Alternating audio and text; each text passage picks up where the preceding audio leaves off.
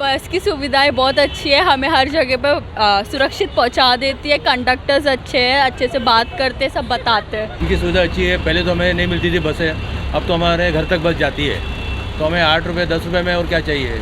सुविधा अच्छी है। 10 को आज हम नाना शंकर सेठ बस डिपो में मौजूद हैं। ये बस डिपो जो है मनपा द्वारा संचालित किया जाता है। मनपा ने आलीशान आधुनिक बस डिपो बनाया है और इस बस डिपो में तकरीबन 70 से ज्यादा बसें यहाँ अंदर रहती हैं। सवेरे अपने अपने स्थानों पर वो निकल जाती है, क्योंकि मीरा भाईंदर के 80,000 से ज्यादा लोग इन बसों में सफर करते हैं, जबकि अभी तक तकरीबन 18 रूट शुरू हैं। 2 AC के हैं, 16 नॉन AC के रूट। मीरा भाईंदर वासियों को और 15 रूट की जरूरत है। उन 15 रूटों के लिए महानगर पालिका जल्द ही 40 से ज्यादा बसें आयात करा रही है और जल्द ही वो ई बसें और AC बसें महानगर पालिका के में रहने वाले क्षेत्र में रहने वाले नागरिकों को उनकी सौगात मिलेंगी और उनकी सेवा में हाजिर होगी। सर्विस सेंटर देखिए, अलग अलग जगह के रैंप बनाए गए हैं, यहाँ बसें खड़ी होती है, उनकी दुरुस्ती यहाँ पर होती है। मेरे लेफ्ट साइड में एक बस खड़ी है, इसको भी दुरुस्त किया जा रहा है। 300 से ज्यादा किलोवाट का ये सोलार सिस्टम है, जिससे इतनी बिजली उत्पन्न की जाती है। तकरीबन 70% जो यहाँ का इलेक्ट्रिसिटी का खर्च है, वो 70% इलेक्ट्रिसिटी ये सोलार सिस्टम महानगर पालिका को मुहैया कराता है। सिर्फ 30% लाइट का बिल महानगर पालिका के खाते में आता है। बहुत अच्छी सोच जिन्होंने भी इस डिपो को बनाया है। इस राइट साइड में वहाँ पर सर्विस सेंटर है, जहाँ बसों की धुलाई होती है, साफ सफाई होती है।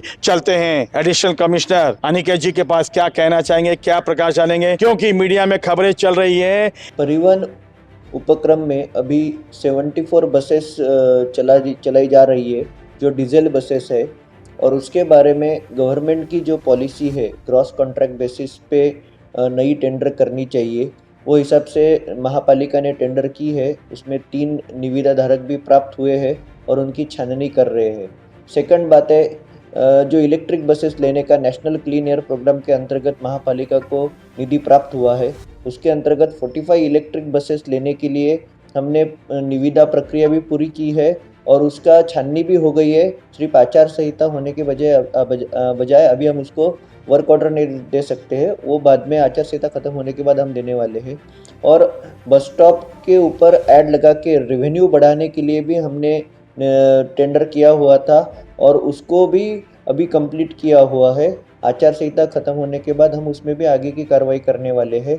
तो जब भी सभी जो टेंडर्स है वो गवर्नमेंट के रूल्स के हिसाब से ही हमने किए हुए हैं। कहीं भी गवर्नमेंट के रूल्स या उनके नियमों को हमने तोड़ा हुआ नहीं है, उसके हिसाब से किया हुआ है। और अभी हमारी जो बसों का फ्लीट है 74, वो बढ़ा के हमें अराउंड 120 तक लेके जाने के लिए हमने पूरी तैयारी की हुई है और हम ज़रूर अगले 5-6 महीने में ये पूरी प्रोसेस नई बसेस आना शुरू हो जाएगी। सर, मीडिया में नेगेटिव खबरें कैसे छप रही हैं? मीडिया में इसलिए छपी हुई थी क्योंकि जो टेंडर्स हमने किए हुए थे उसमें कुछ लोगों ने कोर्ट में भी केस की हुई थी। तो कोर्ट में जो केस हुई थी, तो बस स्टॉप की जो केस हुई थी वो तो कोर्ट ने डिसमिस कर दी है और महापालिका के साथ में दी हुई है उसका निकाल। सेकंड जो 74 डीजल का भी था, उसमें भी कोर्ट ने वो डिसमिस कर दिया और गवर्नमेंट को उसमें बोला हुआ है कि आप इनको अंतिम निर्णय दे, लेकिन हमें हमारी प्रोसेस पे कुछ भी स्टे नहीं दिया हुआ है। हमने हमारी प्रोसेस कंप्लीट करने में कोर्ट के ऑर्डर में भी लिखा हुआ है कि आप प्रोसेस कंप्लीट कर सकते हो, तो वो भी हमने पूरी की हुई है। तो हमारे इसमें से हमने पूरी प्रोसेस कंप्लीट ही की है और वो रूल के हिसाब से ही की है।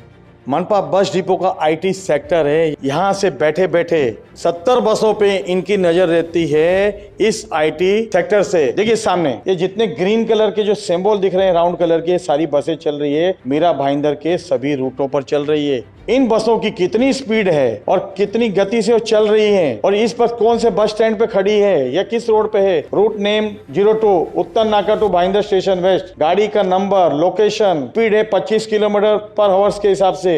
रोजाना कितने लोगों ने बसों में सफर किया उसको भी बैठे बैठे मॉनिटरिंग करते हैं। इसको कहते हैं ट्रांसपेरेंसी, पारदर्शिता। कितने लोगों ने बसों में सफर किया, उन सभी का डाटा कलेक्शन सहित देखिए सामने ये सबको लिखा है। टोटल कलेक्शन 2,41,585 रुपए। मतलब ये विभाग IT सेक्टर सभी पे नजर रखता है, चाहे वो पैसेंजर चढ़ रहे हो, चाहे पैसेंजर को कितनी कलेक्शन आ रही है, कौन सी बस किस रूट पर है, अब उसकी बस की स्पीड कितनी है, क्योंकि इन्होंने GPS सिस्टम लगा रखा है और उस जीपीएस सिस्टम से सारी की सारी मॉनिटरिंग यहाँ बैठे बैठे होती है। मतलब इस विभाग में अगर कोई करप्शन का परिंदा भी पर मारना चाहे तो करप्शन नहीं कर पाएगा।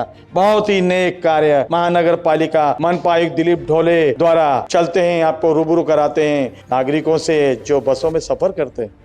टाइम पर आती है, टाइम पर जाती है, बहुत अच्छे हैं। यहाँ पर के स्टाफ भी जो है अपने कंडक्टर ड्राइवर बहुत अच्छे हैं, बहुत अच्छा है इनका व्यवहार भी, इनसे बातचीत करना भी बहुत अच्छा है। अपने टाइम पर ही सब रहता है इनका। और बस स्टॉप जैसे आता है हमें अनाउंस भी करते हैं कि ये बस स्टॉप आपका आ चुका है, बहुत अच्छा है इनका।